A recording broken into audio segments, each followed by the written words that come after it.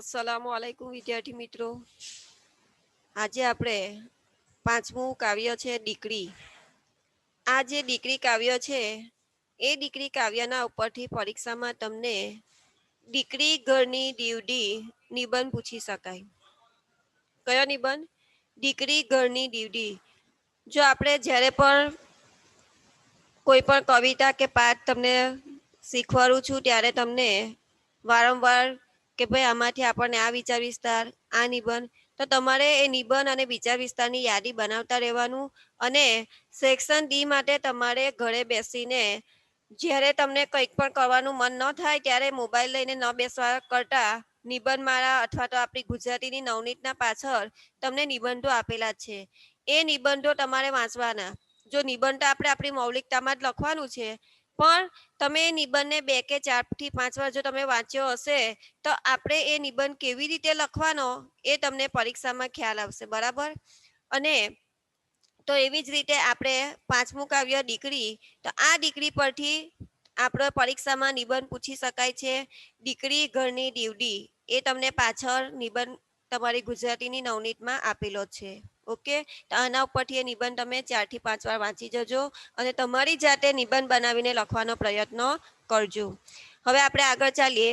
તો આપણો આ જે કાવ્ય છે દીકરી, એ દીકરી કાવ્યના આપણા કવિ છે અશોક ચાવડા. આપણા કવિનું નામ શું છે? અશોક ચાવડા. આ જે અશોક ચાવડા છે એમનું ઉપનામ બેદિલ, એટલે કે બેદિલ તરીકે એમને ઓળખવામાં આવે છે. તો તમને કદાચ MCQSમાં એમ પૂછાય કે અશોક ચાવડાનું ઉપનામ શું છે? તો કે બેદિલ. બરાબર? આપણને નીચે ઓપ્શન આપેલા હશે, એમાંથી બેદિલ તમને આવડતું હોવું જોઈએ. તો આપણા અશોક ચાવડાનું ઉપનામ છે બેદિલ. હવે આપણું આ જે દીકરી કાવ્ય છે એ દીકરી કાવ્ય પગડવ તળાવમાંથી લેવામાં આવ્યું છે. શામાંથી લેવામાં આવ્યું છે? પગડવ તળાવમાંથી. જો તમે ચોપડી લઈને બેઠા હોય તો તમને નીચે પણ આપેલું હશે, અને આગળ પણ મેં તમને સૂચના આપેલી કે અનુક્રમ મણિકામાં સાથે લખતા રહો, કે જેથી પરીક્ષાના સમયે તમારે ખાલી ઉપર નજર નાખવાની રહે, કે જેથી તમને યાદ થઈ જાય. બરાબર? અને વારંવાર તમને કહું છું કે મુદ્દાસર ઉત્તરમાં 9માંથી તમને તમારી પાસે આગ્રહ રાખી આવી છું કે તમે મુદ્દાસર ઉત્તર લખો, એમાં ઉપર આ બધી વિગત લખો. બરાબર? પણ હવે તો બોર્ડની પરીક્ષામાં તમે લખવું જ પડશે. એટલે આ જે તમને વારંવાર સૂચના આપું છું એનો જો તમે અમલ કરશો તો ઇન્શાલ્લાહ તમારા માટે આસાન થઈ જશે. બરાબર? તો દીકરી કાવ્ય શામાંથી લેવામાં આવ્યું છે? પગડવ તળાવમાંથી. આગળ, અશોક ચાવડાનો જન્મ 23/8/1978 થયો હતો. એમનું અશોક પીતાંબર ચાવડાનું વતન સુરેન્દ્રનગર જિલ્લાનું મંડાસર ગામ છે. એમનો કદાચ જો તમને પરીક્ષામાં જિલ્લો પૂછાય તો સુરેન્દ્રનગર, ગામ પૂછાય તો મંડાસર. બરાબર? અંડરલાઈન કરી દેજો. હાલ ગુજરાત આયુર્વેદિક યુનિવર્સિટીમાં મદદનીશ રજિસ્ટ્રાર તરીકે કાર્યરત છે. એટલે કે હજુ એ પોતાની સેવા આપી રહ્યા છે, અને જે આયુર્વેદિક યુનિવર્સિટી છે એ યુનિવર્સિટીમાં એ પોતાનું કામ કરે છે. હવે એમણે આપણા ગુજરાતી સાહિત્યમાં કયું કયું સર્જન કરેલું છે જુઓ. પગલા તળાવમાં, પગડવ તળાવમાં તેમના ગઝલ સંગ્રહો છે. સોરી, આપણે આ જે દીકરી કાવ્ય છે એ દીકરી કાવ્યનો સાહિત્ય પ્રકાર કયો છે? ગઝલ. એ પણ તમે લખી લેજો કે દીકરી કાવ્યનો સાહિત્ય પ્રકાર શું છે? ગઝલ. તો એમણે આ 2 ગઝલ સંગ્રહો લખ્યા છે. 2 ગઝલ સંગ્રહો કયા છે? પગલા તળાવમાં અને પગડવ તળાવમાં. તો આ જે પગડવ તળાવ એમને જે ગઝલ સંગ્રહ લખેલો છે એમાંથી આપણી આ ગઝલ એમણે લીધેલી છે. દાળખીથી સૌ છૂટા પ્રતિબદ્ધ કવિતાનો સંગ્રહ છે. સાહિત્ય અકાદમી દિલ્હીનો યુવા પુરસ્કાર અને ગુજરાત સાહિત્ય અકાદમીના યુવા ગૌરવ પુરસ્કાર તથા અન્ય પુરસ્કારોથી તેઓ પુરસ્કૃત થયા છે. એટલે કે એમણે જે ગુજરાતી સાહિત્યમાં સર્જન કર્યું છે એના માટે એમને અનેક એવા પુરસ્કારોથી એમને શું કરવામાં આવ્યા છે? સન્માનિત કરવામાં આવ્યા છે. હવે આપણા જે કાવ્યનું જે મેન વિષય વસ્તુ શું છે? આપણા કાવ્યમાં શું કહેવા માંગે છે? તો અહીંયા આપણે કે ભાઈ દીકરી વહાલનો દરિયો, દીકરી તુલસીનો ક્યારો, દીકરી સ્નેહનું ઝરણું, એ બધા આ જે આપણા સુવિચારો છે એના ઉપરથી અહીંયા કવિ કહે છે, જો અહીંયા આપેલું છે આ કાવ્ય ગઝલ સ્વરૂપ છે, એટલે ગઝલના નીચે અંડરલાઈન કરજો. દીકરી કાવ્યનો સાહિત્ય પ્રકાર કયો છે? ગઝલ. તેમાં વહાલનો દરિયો એવી દીકરીના ગૌરવભર્યા સ્થાન અને માનની સંવેદનાનું આલેખન થયું છે. આપણું આ જે દીકરી કાવ્ય છે એ દીકરી કાવ્યમાં દીકરી એ જે વહાલનો કે ભાઈ દીકરીને શું કહેવામાં આવે છે, વહાલના દરિયા તરીકે ગણતરી કરવામાં આવે છે, કારણ કે દીકરીને પોતાના માતા પિતા પ્રત્યેનો વહાલ પ્રેમ સ્નેહ વધારે હોય છે. એટલે અહીંયા કવિ દીકરીને શું કહે છે, વહાલનો દરિયો, અને એને પોતાની જે દીકરી છે એ દીકરીને ગૌરવભર્યું સ્થાન અપાવે છે. જાણે સ્વર્ગની એક એક દેવીની ઝલક દીકરીમાં જોવા મળે છે. કવિને પોતાની દીકરીનું એટલું બધું ગૌરવ એમણે વ્યક્ત કર્યું છે કે જાણે કે સ્વર્ગની જે દેવીઓ છે એ દેવીઓની ઝલકમાં પણ અહીંયા કવિને પોતાની દીકરી જોવા મળે છે. દીકરી સ્નેહનું ઝરણું છે, તેની હાજરી સુગંધ અને શીતળતા આપે છે. અહીંયા દીકરી ને કવિ સ્નેહના ઝરણા તરીકે આગળ આપણે જોઈશું પંક્તિમાં, પણ અહીંયા કવિ કહે છે કે ભાઈ અહીંયા દીકરીની જે હાજરી છે એ દીકરીની હાજરી કવિના માટે જાણે કે સુગંધ ફેલાવે છે અને ઠંડક આપે છે. ખડકમાંથી શિલ્પ કોતરાય એમ મા બાપ દીકરીને ઉછેરે છે. અહીંયા કહે છે કે ભાઈ કોઈ શિલ્પકાર હોય અને એ શિલ્પકાર એક પથ્થરમાંથી સરસ પથ્થરને ટાંકી ટાંકીને એમાંથી શિલ્પ તૈયાર કરે છે, એવી જ રીતે અહીંયા મા બાપ પોતાના કુટુંબમાં પોતાના પરિવારમાં દીકરીનો શું કરે છે, ઉછેર કરતા હોય છે. ભારતીય સંસ્કૃતિના પ્રતીકો દ્વારા દીકરીનું વ્યક્તિત્વ પ્રગટ થયું છે. મોટી થયા પછી સમજરી દીકરી બાપને હાથ દે છે, સહાયભૂત થાય છે, એ નાજુક ચિત્ર યાદગાર છે. એટલે અહીંયા કવિ કે છે કે ભાઈ મા બાપ પોતાની દીકરીને શું કરે છે કે ઉછેર કરે છે, એમાં કે ભાઈ જ્યારે દીકરી નાની હોય છે ત્યારે માતા પિતા એને શું કરે છે, ઉછેર કરે છે, પણ જ્યારે દીકરી મોટી થાય છે ત્યારે એ પોતાના માતા પિતાને શું કરે છે, સહારો બને છે. કેવી રીતે કે ભાઈ એનામાં સમજ વધારે હોય છે અને સમજ હોવાને કારણે એ પોતાના માતા પિતાને શું કરે છે, સહારો બને છે. હવે અહીંયા જોઈએ, દીકરીની વિદાય પછી ભીની થતી પાપડમાં દરેક વખતે દીકરી પ્રત્યક્ષ થાય છે. અહીંયા કહે છે કે ભાઈ આપણે કવિ કહે છે કે જ્યારે દીકરી મોટી થાય છે અને પછી જ્યારે દીકરીને વિદાય આપવામાં આવે છે ત્યારે એ વિદાય આપતી વખતે અહીંયા એના પિતા જે છે એ પિતાની આંખમાં શું આવે છે, આંસુ આવે છે, અને આંસુ આવવાને કારણે જ્યારે કોઈ પણ એમ નહીં કે દરેક જગ્યાએ જ્યારે કોઈ પણ લગ્ન પ્રસંગ હોય અને ત્યાં શરણાઈના સૂર રેલાતા હોય ત્યારે પણ અહીંયા પિતાને પોતાની દીકરી પ્રત્યક્ષ સામે દેખાય છે. જુઓ, પિતાની નજરે આલેખાયેલું દીકરીનું વત્સલ અને મધુર વ્યક્તિત્વ છે. દીકરીના વ્યક્તિત્વની મહત્તા અને માતા પિતાના મનોભાવોને ગઝલમાં સુંદર વાચા આપવામાં આવી છે. એટલે કે અહીંયા આપણા દીકરી કાવ્યમાં કવિએ દીકરીનું જે ગૌરવ છે, દીકરીનો ઉછેર કેવી રીતે થાય છે, દીકરી કેવી રીતે પોતાના માતા પિતાનો સહારો બને છે, એ અહીંયા આપણને આ ગઝલમાં એમણે બતાવ્યું છે. અહીંયા સુધી સમજ પડી?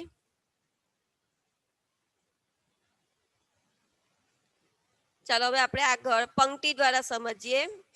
જોઈએ, સ્વર્ગની એક એક દેવીની ઝલકમાં દીકરી છે, સુખદ ચંદનને કુમકુમના તિલકમાં દીકરી, સ્નેહનું ઝરણું ફૂટે એનું જ આ પરિણામ છે, કોતરે છે કોઈ વર્ષોથી ખડકમાં દીકરી, લાજ મર્યાદા શરમ ગૌરી વ્રતોની હારમાં ઉછરે છે રોજ કાયમથી ફડકમાં દીકરી, જે શિરે હું હાથ ફેરવતો હવે એ હાથ દે વિસ્તરે છે એમ સમજણના ફલકમાં દીકરી, સૂર શરણાઈ સગા સંબંધીઓની ભીડમાં રોજ ભીની થાય છે ભીની પલકમાં દીકરી.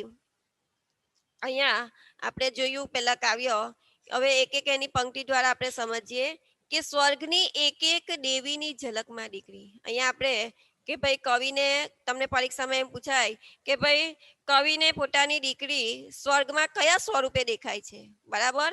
તો સ્વર્ગની એક એક દેવીની ઝલકમાં દીકરી. અહીંયા કવિ સ્વર્ગ ની જે દેવીઓ છે એ દેવીઓમાં પણ એમની જે ઝલક દેખાય છે એ ઝલકમાં પણ કવિને કોણ દેખાય છે, જાણે કે પોતાની દીકરી દેખાય છે. જુઓ આગળ છે, સુખદ ચંદન ને કુમકુમના તિલકમાં દીકરી. આ જે સુખદ ચંદન એટલે કે ચંદનનું જે સુગંધી લાકડું, કદાચ તમને પરીક્ષામાં શબ્દ સમૂહમાંથી એક એક શબ્દમાં પૂછાય કે સુગંધી લાકડું, તો એક શું આવે, ચંદન, બરાબર? અહીંયા સુખદ ચંદન ને કુમકુમ એટલે કે એ લોકો કુમકુમના તિલક પણ કરતા હોય છે. તો કે છે કે આ જે દીકરી છે એ દીકરી એમને સુખદ ચંદનના લાકડા જેવી શું આપે છે, જ્યારે એની ઘરમાં હાજરી હોય છે ત્યારે એ સુગંધ આપે છે અને એને શું આપે છે, શીતળતા પાઠવે છે. સ્નેહનું ઝરણું ફૂટે એનું જ આ પરિણામ છે. અહીંયા દીકરીને શાના તરીકે ઓળખવામાં આવી છે? સ્નેહના ઝરણા તરીકે. એટલે કહે છે કે દીકરીને પોતાના માતા પિતા પ્રત્યે શું હોય છે? વહાલ હોય છે. ઝરણું, ઝરણું કોને કહેવાય? કે ભાઈ જમીન કે કોતરમાંથી નીકળતો પાણીનો પ્રવાહ. પરીક્ષામાં તમને શબ્દ સમૂહ માટે એક એક શબ્દમાં પૂછાય કે જમીન કે કોતરમાંથી નીકળતો પાણીનો પ્રવાહ, તો એને શું કહેવામાં આવે? ઝરણું. તો કહે છે કે જેવી રીતે કે આ જે ઝરણું ફૂટે છે, પણ અહીંયા કવિને દીકરી શાના ઝરણા રૂપે? પ્રેમના ઝરણા રૂપે. એનું જ આ પરિણામ છે. એટલે કહે છે કે ભાઈ એનું આ ફળ છે. કોતરે છે કોઈ વર્ષોથી ખડકમાં દીકરી. જ્યારે કે અહીંયા કવિ કહે છે કે ભાઈ શિલ્પકાર જેવી રીતે પોતાની મૂર્તિ તૈયાર કરવા માટે સરસ શિલ્પકાર શિલ્પને કોતરવા માટે સખત મહેનત કરે છે, એવી જ રીતે માતા પિતા આ પોતાની જે દીકરી છે એ દીકરીને પોતાના કુટુંબમાં પોતાના પરિવારમાં એનો શું કરતા હોય છે? ઉછેર કરતા હોય છે. એટલે કે દીકરી નાની હોય ત્યાંથી માતા પિતા એની કાળજી તકેદારી લેતા હોય અને પછી એ દીકરીનો ઉછેર કરે છે. હવે દીકરી જો આગળ પોતાના માતા પિતા માટે શું કરે છે? પોતાના પરિવાર માટે શું કરે છે? આગળ કવિ કહે છે, જુઓ, લાજ મર્યાદા શરમ ગૌરી વ્રતોની હારમાં. કે છે કે ભાઈ લાજ એટલે કે શરમ. અહીંયા જે દીકરી હોય છે એ દીકરીને હંમેશા માતા પિતા પોતાની મર્યાદામાં રહેવાનું કહેતા હોય છે, અને પોતાના માતા પિતાની જે ઇજ્જત છે એ ઇજ્જતની ચિંતામાં જ આ દીકરી શું કરતી હોય છે? ઉછળતી હોય છે, મોટી થતી હોય છે. એટલે અહીંયા કહે છે કે લાજ મર્યાદા શરમ ગૌરી વ્રતોની હારમાં. એટલે કહે છે કે અહીંયા એ લોકો ગૌરી વ્રતો પણ રાખે છે. એટલે અહીંયા આ જે દીકરી છે, દીકરી હંમેશા કેવી કે ભાઈ એક શરમાળ હોય છે, અને પોતાના માતા પિતાની ઇજ્જત આબરૂને એ શું રાખે કે ભાઈ મર્યાદામાં એ રહેતી હોય છે. ઉછરે છે રોજ કાયમમાં ફડકમાં દીકરી. જુઓ, કાયમ શબ્દ છે. કાયમ એટલે હંમેશા, અને ફડક, ફડક એટલે ચિંતા. ફડક એટલે આ તમને પરીક્ષામાં શબ્દ સમૂહ માટે એક એક શબ્દમાં પૂછાય કે ફડક, તો ફડકનો અર્થ શું થાય? ચિંતા. કે છે કે અહીંયા હંમેશા આ જે દીકરી છે, દીકરી કઈ ચિંતામાં ઉછળતી હોય છે, મોટી થતી હોય છે? તો કે ભાઈ લાજ મર્યાદા શરમ અને ગૌરી વ્રતોની ચિંતામાં એ શું કરે છે? એનો ઉછેર થતો હોય છે. હવે આગળ કવિ કહે છે, જુઓ, જે શિરે હું હાથ ફેરવતો હવે એ હાથ દે. જ્યારે દીકરી નાની હોય છે ત્યારે માતા પિતા એને શું કરતા હોય છે કે ભાઈ એના માતા હાથ ફેરવવો એટલે કે આશીર્વાદ આપવા, આશીષ આપવા. તો અહીંયા કહે છે કે જ્યારે દીકરી નાની હોય છે ત્યારે માતા એના જે પિતા છે, એના પિતા શું કરે છે? શિર એટલે મસ્તક, માથું. શિર એટલે મસ્તક, માથું. કે છે કે અહીંયા પિતા પોતાની દીકરીને માથા પર હાથ ફેરવતા, એટલે કે એને માથે હાથ ફેરવીને શું આપતા હોય છે? દુઆ આપતા હોય છે, આશીર્વાદ આપતા હોય છે. હવે એ હાથ દે. હવે જ્યારે દીકરી મોટી થઈ છે, સમજરી થઈ છે, ત્યારે એ જ દીકરી પોતાના પિતાનો શું બનતી હોય છે? સહારો બનતી હોય છે. હાથ દેવો એટલે સહારો બનવો, અથવા સહારો આપવો, અથવા તો હૂંફ આપવી. પોતાના માતા પિતાને શું કરે છે? એ હૂંફ આપે છે. જુઓ, વિસ્તરે છે એમ સમજણના ફલકમાં દીકરી. એટલે અહીંયા ફલક એટલે વિસ્તાર. વિસ્તરે છે એમ સમજણના ફલકમાં દીકરી. એટલે કે છે કે આવી સમજમાં, એટલે કે દીકરી જેમ જેમ મોટી થાય છે તેમ તેમ એનામાં વધારે સમજણ આવે છે, સમજ આવે છે, અને એ સમજણ એને એટલી બધી વિસ્તરે છે, એટલી બધી લાંબી થાય છે કે એ પોતાના પિતાને શું કરે છે કે ભાઈ પોતાના પિતા જ્યારે પોતાના પિતાને એની મદદની જરૂર હોય છે ત્યારે એ એનો સહારો બને છે, એને હૂંફ આપે છે. બરાબર. આગળ, સૂર શરણાઈ સગા સંબંધીઓની ભીડમાં. જ્યારે કોઈક જગ્યાએ લગ્ન પ્રસંગ હોય અથવા તો પોતાની દીકરીનો લગ્ન પ્રસંગ હોય ત્યારે સૂર શરણાઈઓ રેલાતા હોય છે, સગા સંબંધીઓ પર બધા ભેગા થયા હોય છે. એટલે સગા સંબંધીઓની શું હોય છે? ભીડ જામી હોય છે. અને એ ભીડમાં પોતાના પિતાની આંખમાં શું આવે છે? જુઓ, રોજ ભીની થાય છે, ભીની પલકમાં દીકરી. ત્યારે પોતાની દીકરીને એ શું કરે છે? યાદ કરતી વખતે અથવા તો વિદાય આપતી વખતે એના પિતાની આંખમાં શું આવતા હોય છે? આંસુ આવતા હોય છે. અહીંયા પલક, પલક એટલે પાપડનો પલકારો. પલક એટલે તમને પરીક્ષામાં શબ્દનો અર્થ પૂછાય કે ભાઈ પલક, તો પલક એટલે દીકરી નામ નથી, પણ પલક એટલે શું છે કે ભાઈ પાપડનો જે આપણે પલકારો માણીએ એને શું કહેવામાં આવે? પલક. તો કે છે કે એના પિતાની આંખમાં શું આવે છે? આંસુ આવે છે. એટલે અહીંયા આ કાવ્યમાં દીકરીએ આપણને શું બતાવ્યું છે? અહીંયા કવિએ કે ભાઈ દીકરીનું જે ગૌરવ છે, દીકરી કેવી રીતે મોટી થાય છે, અને મોટી થયા પછી એ પોતાના પિતાને શું કરે છે? અને જ્યારે અહીંયા માની લો એટલે જ કહેવામાં આવ્યું છે કે ભાઈ દીકરી એ બે કુળને તારે છે. એક કયા કયા કુળને? તો કે એક માતા પિતાના અને બીજું સસરી પક્ષના. આ બે કુળને શું કરતી હોય છે દીકરી? એનો શું કરે કે ભાઈ એને ગૌરવ અપાવે છે. એટલે અહીંયા કહે છે કે દીકરી એ બે કુળને તારે છે, બે કુળનો ઉદ્ધાર કરે છે. બરાબર. એટલે માતા પિતાના ત્યાં મોટી થાય છે અને પછી જ્યારે એ સસરીમાં જાય ત્યારે સસરીના જે પરિવારજનો છે, કુટુંબીજનો છે, એનો પર શું કરતી હોય છે? ઉદ્ધાર કરતી હોય છે. એટલે અહીંયા આ કવિએ આપણને દીકરી કાવ્યમાં દીકરીનું ગૌરવ બતાવ્યું છે. કાવ્ય સમજ પડી? ના સમજ પડે તો જેમાં પણ ના સમજાયું હોય એ તમે ચેટ બોક્સમાં લખીને પૂછી શકો કે મેડમ આ નથી સમજાયું. કાવ્ય આપણું એકદમ નાનું છે, પણ એના માટે તમને પરીક્ષામાં અવારનવાર પ્રશ્ન પૂછાય છે કે દીકરીનો ઉછેર કેવી રીતે થવો જોઈએ એ તમારા શબ્દોમાં લખો. આમાંથી આ તમારો મોસ્ટ આઈએમપી પ્રશ્ન છે. અથવા તો એક એક વાક્યમાં આ પ્રશ્ન પૂછાય, પછી આપણે જોઈએ. પહેલા તમને કઈ ના સમજ પડી હોય તો તે લખો.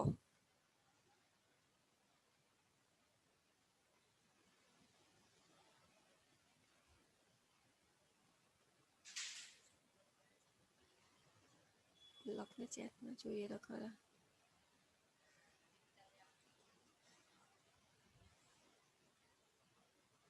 અલા હા નાનો તો રિપ્લાય આપો.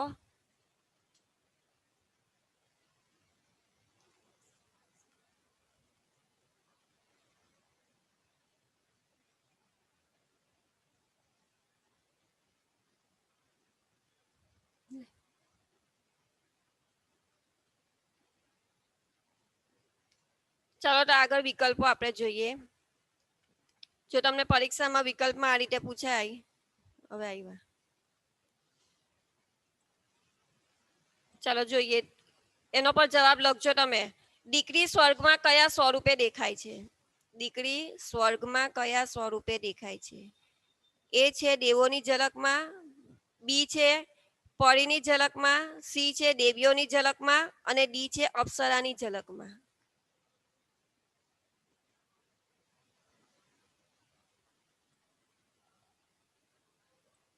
સી. સરસ, દેવીઓની ઝલકમાં. બરાબર. બીજો પ્રશ્ન, દીકરીની સમજણ વિસ્તરી છે તેવું કયા કારણે કહી શકાય? એ પિતાને સહારો આપે છે, બી પિતાને ખર્ચ કરાવે છે તેથી, સી સસરે જાય છે તેથી, કે ડી એબીસી માંથી એક પણ નહીં. સરસ, એ પિતાને સહારો આપે છે તેથી. ચાલો હવે એક બે વાક્યમાં પ્રશ્નો. પેલો છે, કવિ સ્નેહનું ઝરણું કોને કહે છે? કવિ સ્નેહનું ઝરણું કોને કહે છે? લખ્યું હશે જો. દીકરીને. સરસ, કવિ સ્નેહનું ઝરણું દીકરીને કહે છે. ખાલી દીકરીને નથી લખવાનું, આખા વાક્યમાં પછી જવાબ લખજો. બરાબર. ચલો નંબર 2, દીકરીને માથે હાથ ફેરવવો અને દીકરી હાથ દે એમાં શું ફરક છે? દીકરીને માથે હાથ ફેરવવો અને દીકરી હાથ દે એમાં શું ફરક છે? આવશે.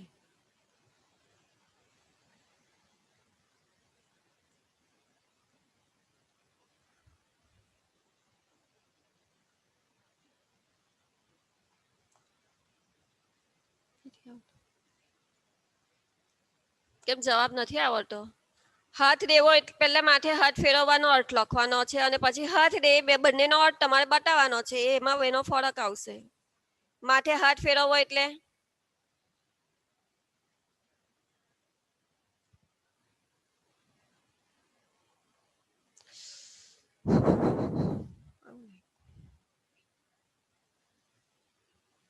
સહારો. સરસ, પિતાનો વહાલ અને દીકરીનો સહારો.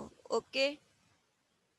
ચાલો અહીંયા આપણું આ દીકરી કાવ્ય પૂરું થાય છે. આશીષ આપવી અને હાથ.